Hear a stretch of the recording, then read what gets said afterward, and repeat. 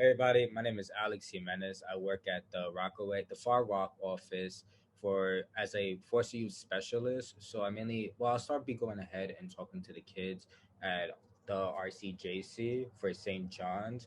But for now, I'm mainly going ahead and just working behind the scenes and creating different presentations that are more geared towards foster youth.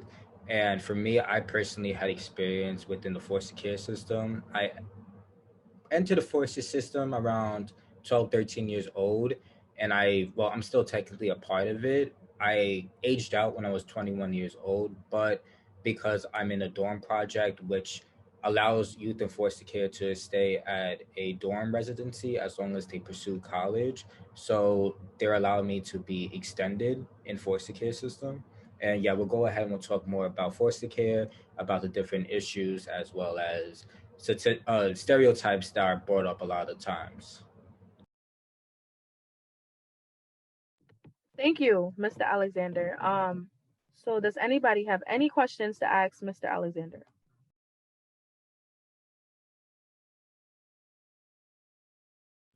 I would definitely ask him like if anybody could become a foster parent. Like what is the characteristics or the meetings you have to the requirements you have to meet in order to become a foster parent? Yeah, so from my perspective, from what I know, as long as you're over 21 years old, you have stable income, as well as you pass different background checks, making sure that you are not taking any illegal medic things, as we all know, and making sure that you have a safe and healthy environment in order for your forced youth to flourish within that household. That's mainly the general, but then it breaks down into a lot of different specifics that each youth. So, for example, if a youth has special needs, the foster parent is definitely going to have to give a lot more towards that child because they have special needs. However, that doesn't mean that that child cannot flourish just like any other youth who wasn't in foster care. It's just a matter of creating more stability for that child.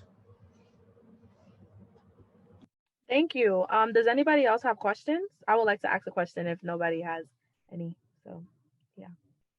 Okay. So I'll go. I want to know if a child doesn't get along with, whoever they're positioned to be with, like what exactly happens? Like how does that work if that child doesn't get along? So, from my experience, when was in different foster homes, I definitely 98% of the time I did not get along with my foster parents. And a lot of times when I think about it now, it definitely could have been resolved immediately instead of allowing it to go ahead and prolong the situation. However, for the most part, because especially during COVID-19, there's a limited amount of beds open in order for forced youth to go to. And because of that, if that forced youth is having an argument or issue with that foster parent, because of the way times are right now, most likely they're not going to be able to switch to a different foster home just because of everything going on. But from my experience, yes, you definitely could ask for another foster home, but from my everything is from my point of view and my perspective as somebody who has experienced the foster care system. So just keep in mind that every person has a different experience, both good and bad. So always keep an open a good eye open. So yeah, for the most part, I really wasn't able to transfer into a different home. It was mainly whatever they had available, and whatever they did have available, they would just place me. So it's always an issue of having enough foster parents and beds open enough. Gotcha. So, Ms. Prophet, if you don't mind, can you please introduce yourself? What do you do? What does your job entail? Just give us an insight into like what do you do and how are you contributing to this conversation? Sure. Thank you, Mr. Alexandra.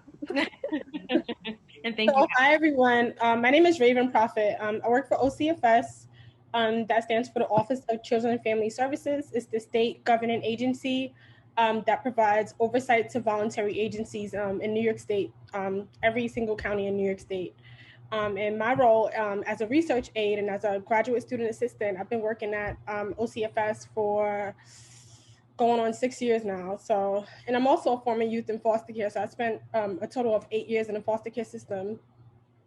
And my job specifically, it started out as, just helping out around the office. And then I started getting opportunities to do advocacy work. And I even got employed on a federal level to work as a consultant with the Federal Children's Bureau in collaboration with 2 different contracting agencies. So what we did was we looked at data, we looked at what the states were doing with the money that they were allocated from the feds in terms of Title IV funds, because every state receives Title IV funds. And now in my role on a state level, on a local level, it's working with the Youth Leadership Council. So I work with all the youth that are part of the ACS Youth Leadership Council. I help inform policy, I help procedural things, I help provide recommendations, I collect feedback and suggestions from youth to incorporate into policy. And everything that he just said about the foster parent screening is accurate. They have to go through 3 different types of background checks. So a state central registry background check, a justice center background check, and then a federal background check, all 3. And in regards to the dorm project as well, before it used to be that you had to be in school or in a vocational program or working to be a part of the dorm project. But now, because Title IV is extended because of COVID, you can now receive those services. You don't have to be in school and you don't have to be working because it's a pandemic. Yes, I just wanted to add on to that. Thank you. Does anybody have any questions to ask Ms. Raven? I do. What are the checks and balances, if any, on foster parents? Like, do they have to report back to anyone? So if we receive a complaint from a youth about a specific foster home, if the caseworker has to report it to the state. So if she does, I would report it first. It's like a line of command. So you have to tell the caseworker has to tell her superiors, and then they have to report it to the state. And then that foster parent undergoes an investigation. The whole investigation is open. That complaint is sent to the Justice Center and they're investigated. And if they have any prior complaints, they could be stripped of their foster parent license. So the key is for youth to speak up.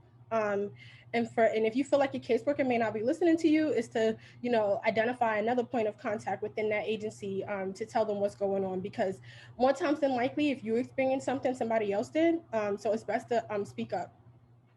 And I know several youth who've been in certain situations where, including myself when I was in foster care, where the foster parent would put locks on the refrigerator door. Which is illegal. You cannot do that. Foster parents should not be doing that at all, because that's food deprivation. And I thought it was normal, because it was a part of my normalcy. That's absolutely not okay. So that foster parent got her home entirely shut down, and other foster parents who do the same thing will get their home shut down as well. So that's just an example of the power of youth voice. Thank you. You're welcome. Thank you. Wow. Does anybody else have any more questions? Any more? I do. So in terms of, because we work out, well, for me, I work at Queens Defenders and so does Alex. And given the fact that we do partake in, say, St. John's Residency, which is also a group home or plus a school, I wanted to know, so what's the differentiation between like NSD, NSP, and SD? Like what does that really entail? So NSD, non-secure detention placements, right? So it depends on where the judge places you. So non-secure placement could be you're in the community, but it's a less secure facility. You don't have, chains on the doors. There's not, there's no metal gates. You don't have to wear shackles. So there's different levels of placements. That's all that means. Thank you. You're welcome. Anybody else? I just wanted to know, is it taboo for a person to be, to want to become a foster parent simply to help a specific child? And if so, is that legal to just want to help that specific child? That actually happens a lot. And personally, I think that it's better for someone that you're familiar with to be your foster parent, because you know that person knows you ins and outs.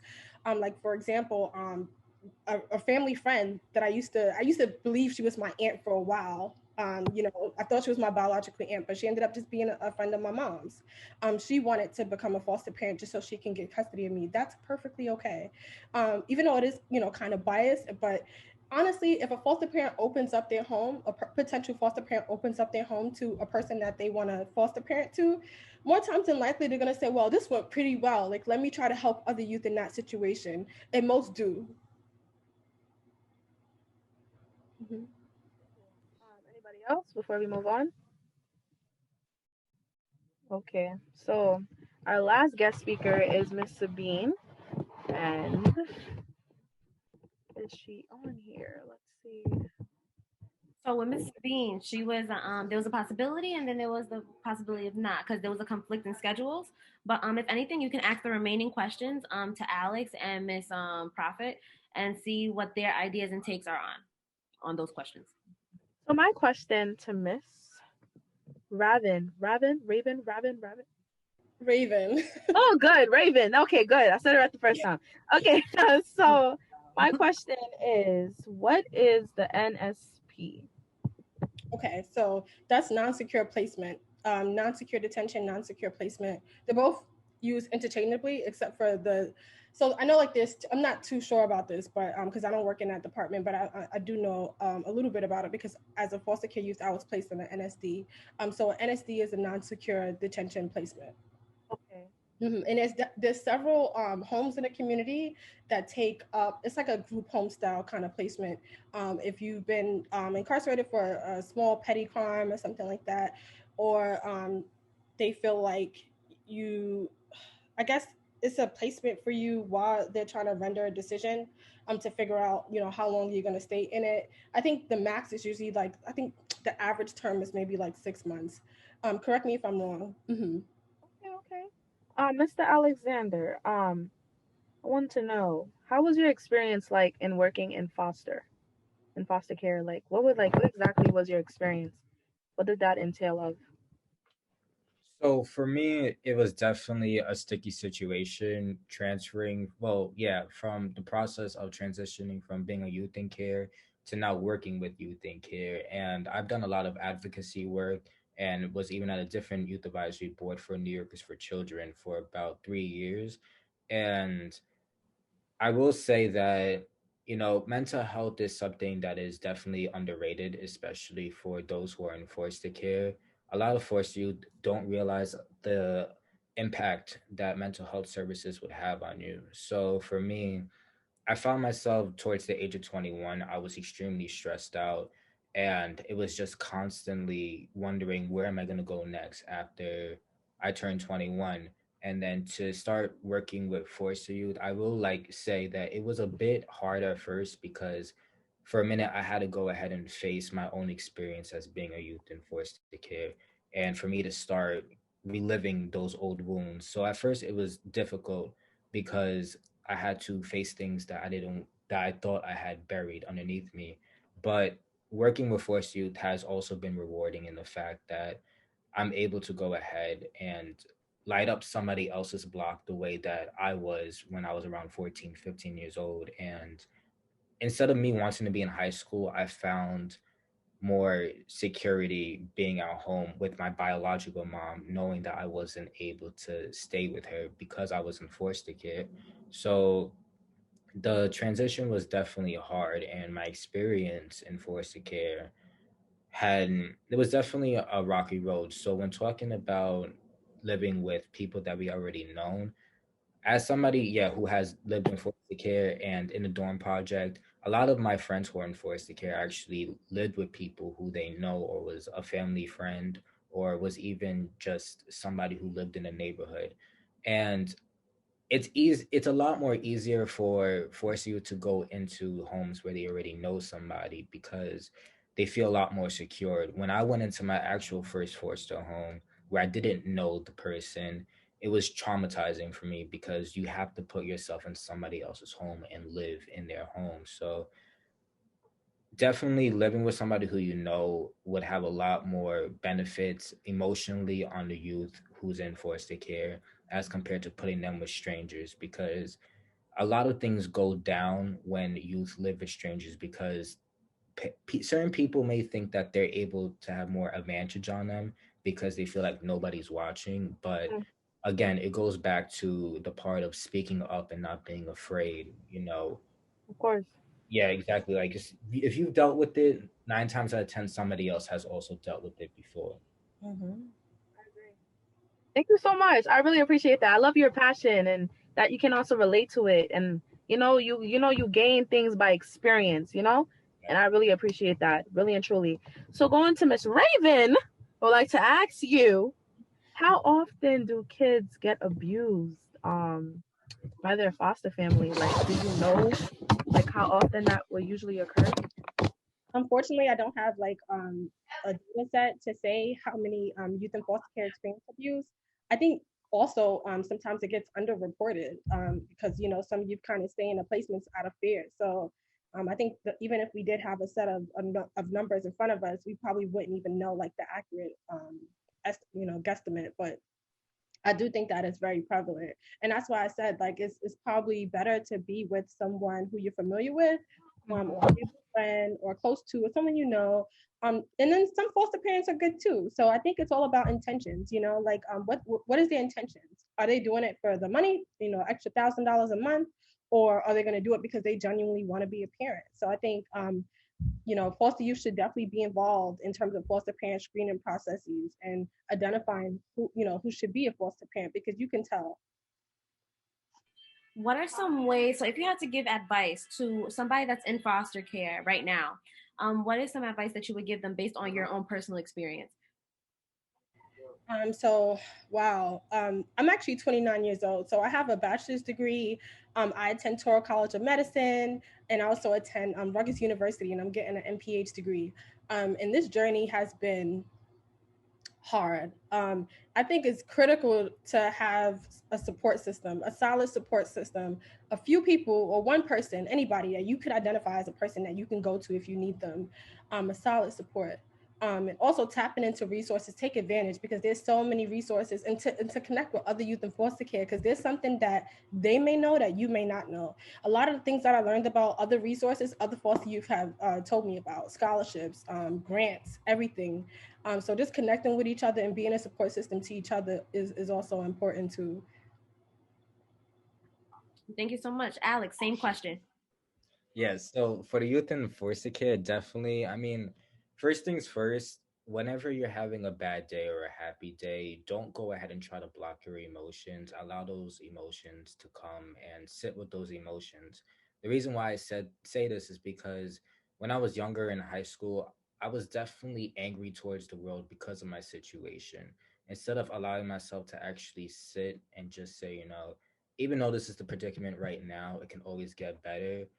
That's exactly the mindset that one in foster care needs to have. It's just knowing that tomorrow could be your best day, and may the best of your tomorrows be the worst of your yesterdays. But at the same time, continue to go for your degree. I mean, for me, it took me about 4 years to get my associate's degree, and that was definitely painful towards my pride because we have this expectation that associates 2 years, bachelor's 4 years, master's 6 years, but it's not about the timing, it's about the experience. I would much rather prefer you to take 4 years and actually understand the content you're learning than to do it in 2 years and then to go into the industry and not know what you did because it was all based off cheating, you know? So definitely go ahead and continue to get your education, and if you have contact with family or with other youth in foster care, you need to go ahead and be that light for them as well. You know, can't you just got to keep going every day. Got to keep going. Thank you. Does anybody else have any other questions? Don't be shy. I have one more question. Is it possible to become a foster parent for a child out of the country, or does it have to be in the United States?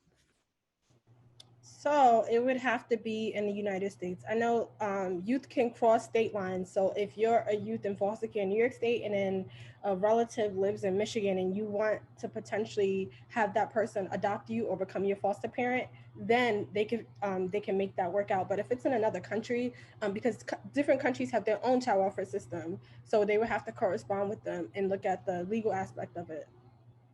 Mm-hmm. So a question that we have here, it says, is there a safe space or process where people check in on foster kids to make sure that they are not being abused, whether it's mentally, physically, emotionally, by their new foster families? And that either one of you guys can answer.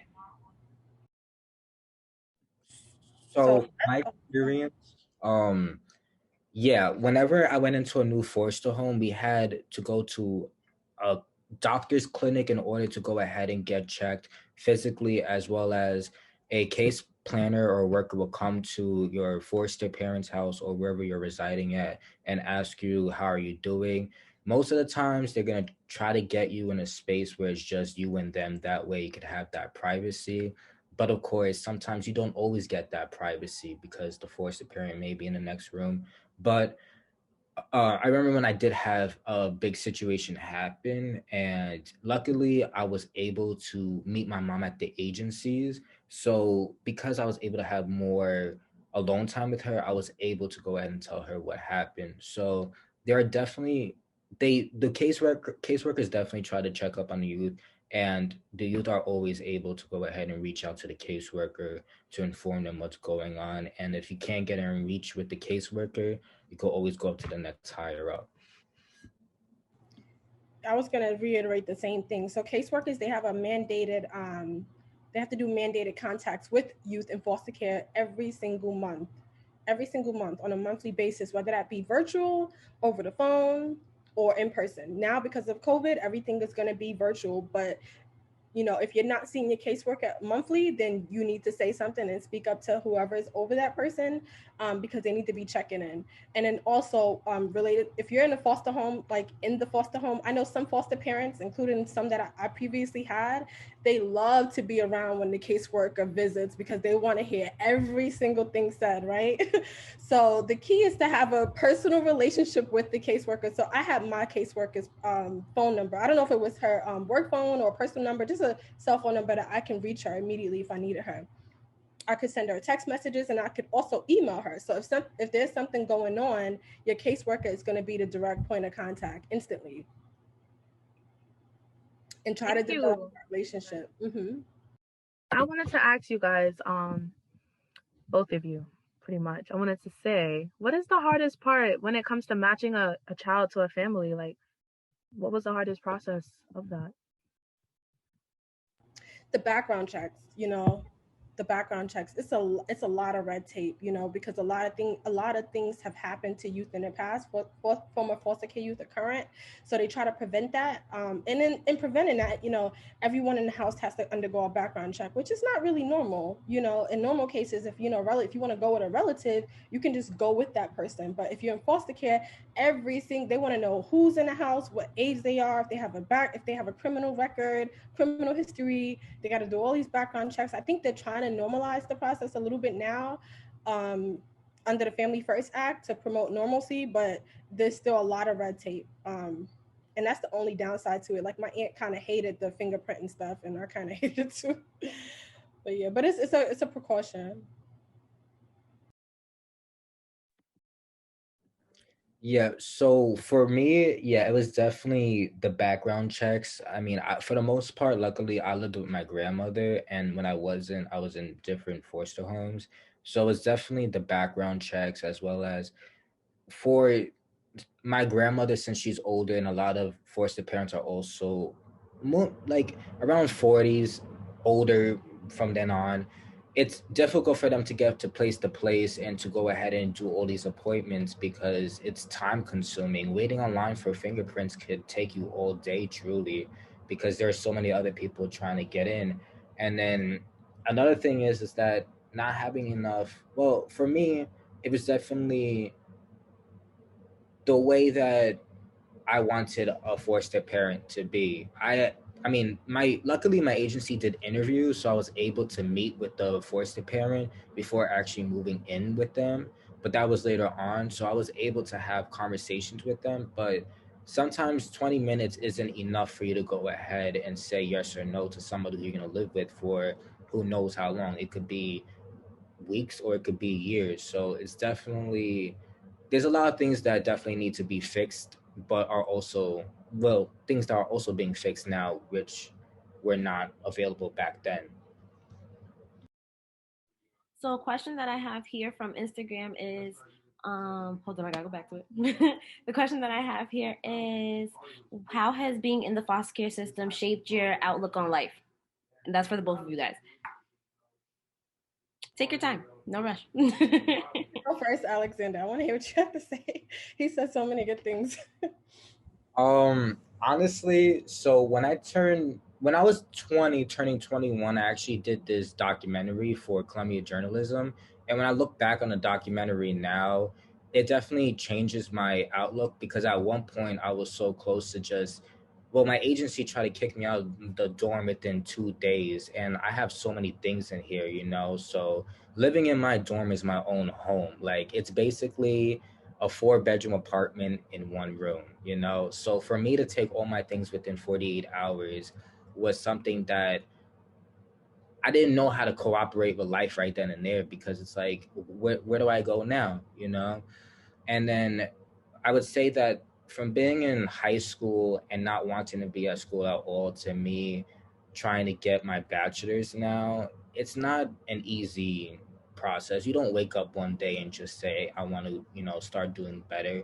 It takes a lot of messed up things to happen in your life in order for you to wake up. And, some of those things are hurtful and you wish they never happened, but some of those actually just build you to be stronger. So it's all about perspective, and just have a good perspective whenever a negative is being thrown in your face.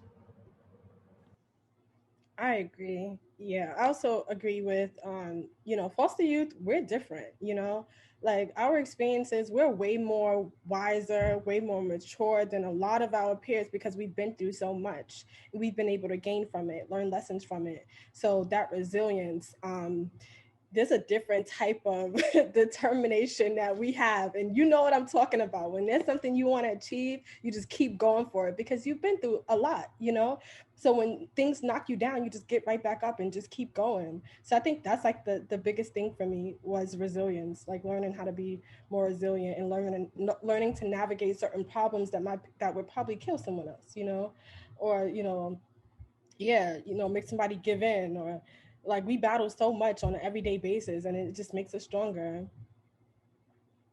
Mm-hmm. Thank you so much, guys. I really appreciated that.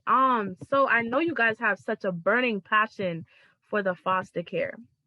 How did y'all know that y'all wanted to tackle this? Probably for the rest of your life, or probably, as the future, you don't know what the future holds. Like, how did y'all know that y'all really wanted to do this? Like, this is me. Anyone can answer, does not matter.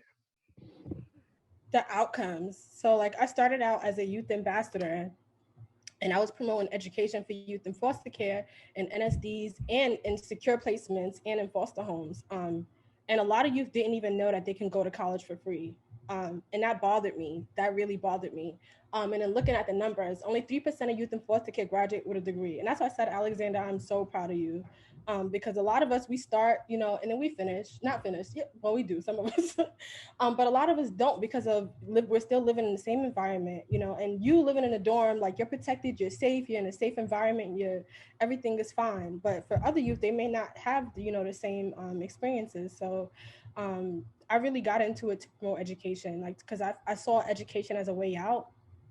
And now it is my way out. I'm studying to be a whole doctor, like I wouldn't have even imagined being here 8 years ago, or if you would have told me while I was in foster care, I was going to get a college degree and I was going to, join a sorority and I was going to have all of these different experiences, I would have never believed you.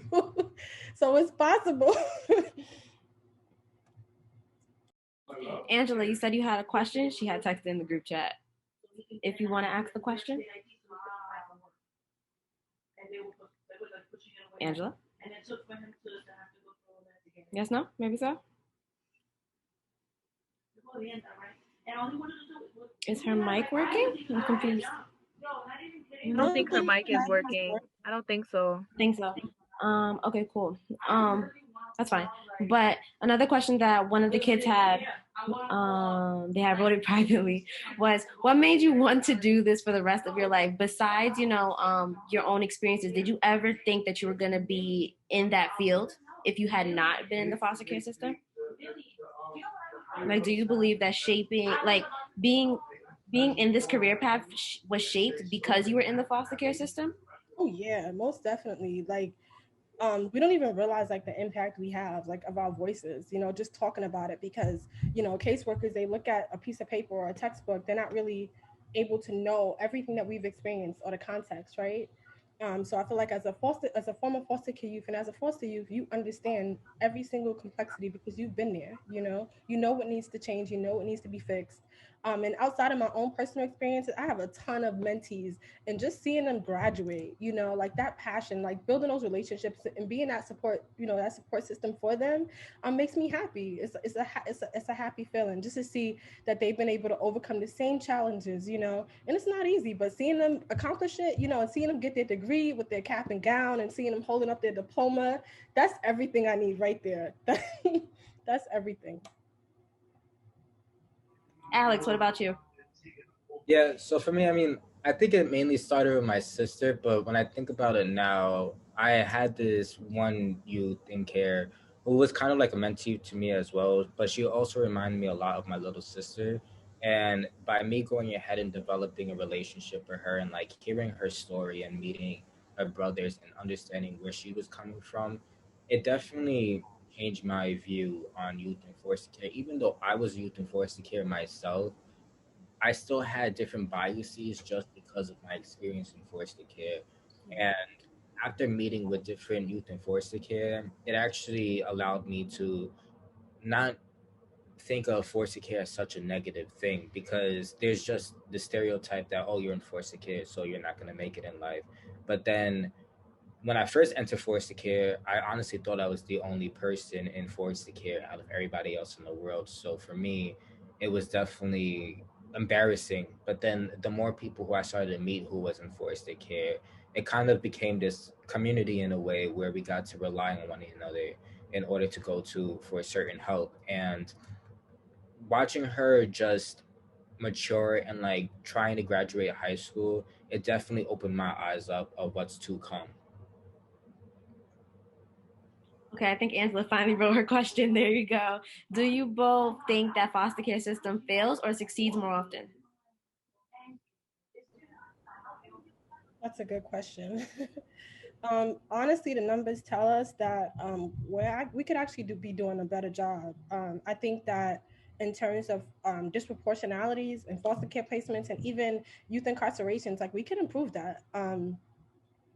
And I feel like what's missing, the piece that's missing, is youth voice. Like, they need to listen, with the good ear, not just listen because a token. They want a person at the table just to have a youth voice perspective or a youth perspective, but actually have them at the table and forming policy. How can we make this policy better? And in educating youth about the policies, and in them saying, okay, well, no, that wouldn't work because I know that it doesn't work. So this is what we can add to it to make it more efficient, right? So I think that we need more youth advocates. We need more youth perspective, genuine and authentic and organic, like all of it. It has to be real. I agree. Oh, it gave me chills when she said it. Oh my goodness. Because she talking facts, that's the youths are the future, like youths need to be included in a lot of these things. I mean, they're gonna be future doctors, future this, that, like gotta make sure they're included. Mr. Alexander. Yeah. So like now I know that we have fair futures coming, and it's great because youth are able to go ahead and advocate for what they really want, but then it's also the process of having to go through the mayor's office, having things to get approved, having things to everything has to be on point. And honestly, I think that in certain situations, the foster care system definitely tries to have their youth succeed, especially because it's also a look on them. But then there are also a lot of cracks and holes within the foster care system. For example, something that really bothers me is the fact that why do foster youth who are coming from NYCHA have to be put right back into NYCHA? To me, I understand the fact that there's limited housing, but nobody ever wants to talk about the lottery housing or about Section 8 or different other housing options instead of having to go to NYCHA and to be put back into neighborhoods that they're already a part of at one point. I believe that every foster youth should go ahead and have the same ability and advantages just as anybody else who has a set of two parents or even one parent if that's the case. So, and I believe it's less than or about only 3% of youth in foster care actually receive their college degree. And that is a number that I always kept in the back of my head while I'm taking my classes. Do I want to be a part of the statistic or do I want to go ahead and go above and beyond? So it's definitely ACS having to keep pushing more agendas on youth to get their degree, even if it's just a vocational study certificate. At least it's something to go ahead and make sure they're not doing something they should not be doing. And also entrepreneurship, like that's a whole different sector. Like, especially with this COVID-19 pandemic, I see a lot of people, starting their own LLCs and businesses and doing good and doing it the right way. So we need to create different avenues. Like if school's not your thing, because school's not for everybody. And some people will say it, even though I encourage it, I think it's a more solid support system to fall back on. But there's also entrepreneurship, there's vocational programs, so you can choose. So the next question that Angela had was, what do you think can be done to improve the foster care system? This is for both of you guys. I would definitely say placing more awareness on the foster care system just because I think to be specific, not just about adopting or taking in a foster youth, but for people to actually understand the effects of the way we treat foster youth, the way society treats foster youth and views foster youth. Because for many years, I used to walk around with my hood on top of my head because I didn't want anybody to know I was in foster care. And I think even my mom made it seem like there was something wrong to being in foster care, but it shouldn't have to be a matter of pride. It should be a matter of the environment that you're in. So bringing more awareness in the fact that we do need foster parents, but we also need the right foster parents, not the ones who are there for the check, but for the ones who actually want to see kids flourish into adults who are stable, who are mature, and who aren't the same people who they were a couple of years ago. So I would definitely say we need to put a lot more aggression on the foster care system to go ahead and continuing to build agencies, but not agencies again to receive money at ACS and not to do anything with it, but agencies who are actually wanting to be there for the youth. So I have a long list. Oh, thank you, Alexander. That was good too. That was good. I also think that I have a long list of stuff that I think could improve it, but I'm gonna start like with the top 5. So I think we need to expand mental health, like an emphasis on mental health, because I feel like it's not, people don't really pay attention to it. We look at the exterior, we say everything is okay, right? But we don't look at what's going on the inside. Like I feel like we need to do that more, and that's why I went into medicine. So that's one. And then number 2, resources. Youth need more resources, not just money. Don't just throw money at them, but help them. Wraparound services, tutoring services, one-on-one peer tutoring to help them get through college. And I think that's what the Fair Futures project is supposed to be about at ACS. And then third, data. Accurate data, like, because in order to diagnose the problem, you need to assess it and it needs to be accurate. So looking at different things like, okay, why in this particular community are youth receiving more SCR calls, and why is it mostly 57% Black youth, like looking at those specific things, and then paying more attention to it, like little pockets. And then also lastly, let me see, improve it. people that care. Like, we need caring foster parents, you know. I know, like, some states, while I was working as a federal consultant, some states actually have technology where they can match youth up with the foster family depending on their interests.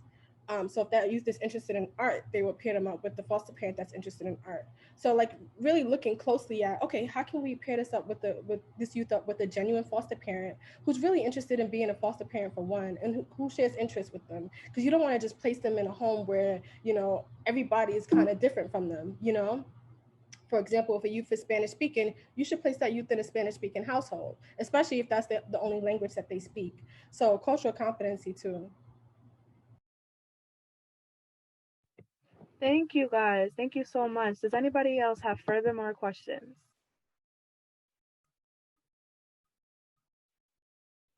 Nobody else? No? Well, I would like to personally thank you guys for even coming on here. That is truly amazing. I hope you guys all gain knowledge on this. I have gained knowledge.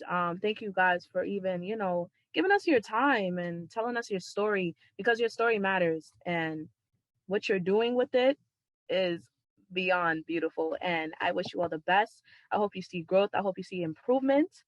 Whatever you're doing, I know y'all could do it. And I know y'all have a reason for why you're doing it. And I know your purpose is going to be amazing. So we have a question from Angela. So she says, what role does the media play in public opinion regarding foster care and child abuse? Any who can answer. So when the dorm project when the agency, or basically when COVID-19 first hit the dorm project, almost everybody got kicked out of the dorms within 24 to 48 hours. And that was about over 60 youth in care. And I know that a lot of my friends, they went to their boyfriends or their girlfriends' houses. But then even my agency tried to put me up 8 hours away to my friend's house in Buffalo because I had no placement here. And luckily, one of the youth here, he actually went to the New York Times, and he went to different news agencies, and he brought this to their attention. And immediately the news, I think, came the next day or something like that. But then, of course, there was always that backlash of who is being the whistleblower here, and we need to do something about this. So, of course, the media doesn't want to put out the bad things that happen here, such as the displacement of over 100 youth in foster care. Now, luckily, they brought in a lot of the youth back, but again, there's still a bunch of youth who have no place to go. Even my roommates now, they're still sleeping on couches from like March and February.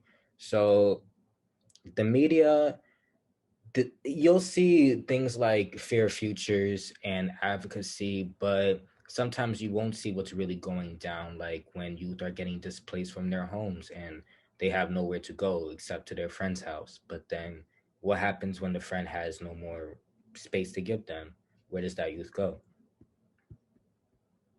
And I want to piggyback off that too, because we have a youth who was a part of the Youth Leadership Council, and she was also a part of the dorm project. And she raised, excuse my expression, but she raised hell when they told her she had to leave in 48 hours. And she used the media as a tool to advocate for herself. And the ending result was that she was able to stay in her dorm during the pandemic because she said something. Not only did she speak up, but she went to the media. She went to the news, the Chronicle of Social Change, which is now the Imprint, and she told them everything. And she wrote a whole article about it, and it was all over the internet. And then people were like, how dare they kick out all these kids? So speak up. The media can be used for good. Absolutely. Wow. Thank you guys. And I completely agree.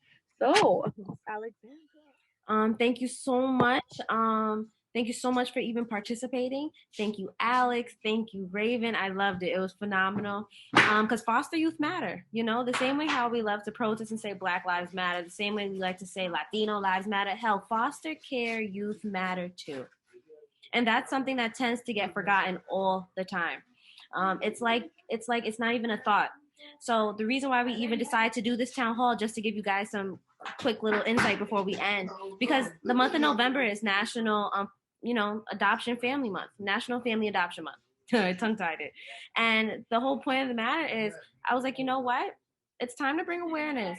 It's time to actually have our youth that are in the Blank Project, the Building Leaders and Activists in a New Culture program, start to actually bring awareness to foster care youth. And once again, I say thank you so much